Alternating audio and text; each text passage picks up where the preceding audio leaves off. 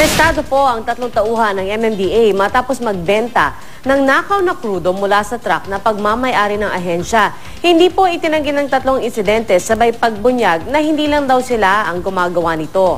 May ulat on the spot si Salima Refran. Salima? Pierre Calaboso ang 3 kaminero o laborer ng MMDA Metro Parkway Clearing Group matapos ngang mahuli sa aktong nagbebenta ng pinaihi o sinipsip na krudo mula sa truck ng MMDA dito sa Mandaluyong. Nagtatakip ng muka sina Roderick Gutang, Luis Bitangcol at John Toplano ng Metro Parkway Clearing Group ng MMDA. Ang mga operator-driver kasi na ito ng isa sa mga mechanical sweeper ng MMDA, dinampot ng Anti-Vice Division ng Mandaluyong matapos mahuling nagbebenta ng galong-galong krudo sa isang terminal ng jeep sa EDSA Crossing. Mag-alas 2 daw ng madaling araw nang may magsumbong sa Anti-Vice Division na may mga nagbebenta ng nakaw na krudo sa terminal. Binerify ho namin, doon nga ho, nakita namin yung isang driver may dalang 3.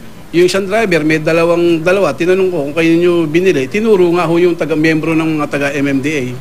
Ang bentahan raw, bagsak presyo sa 180 pesos para sa isang malaking container o sa tingi na 30 pesos kada litro. Ilang buwan ang minamanmana ng operasyon sa lugar. Pero laking gulat ng mga operatiba na makitang MMDA personnel mismo ang nagbebenta ng krudo. Ang isa sa kanila, naka-uniforme pa. Ginigising kami na inaalokan kami ng krudo na bibili. Magkano po benta? Sabi nila 180, kaya lang nasabi ko na wala pa akong pera kasi coding ko gahapon.